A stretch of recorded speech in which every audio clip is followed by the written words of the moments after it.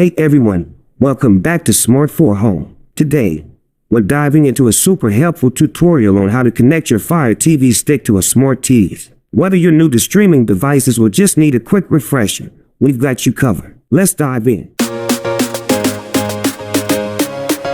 Step 1. Unboxing and setup. First things first, unbox your Fire TV stick and plug it into an available HDMI port on your smart TVs. Make sure to power it up using the included USB cable and power adapter. Step 2. Setting up Fire TV stick. Next, grab your TV remote and switch to the corresponding HDMI input where you plugged in the Fire TV stick. Follow the on-screen instructions to pair the remote with the device and connect it to your Wi-Fi network. Step 3.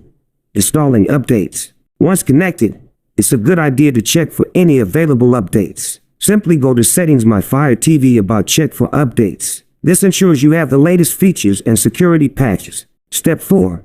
Customizing settings. Now, let's personalize your Fire TV stick experience. Navigate to settings where you can adjust display preferences like resolution and audio settings to enhance your viewing pleasure. Step 5.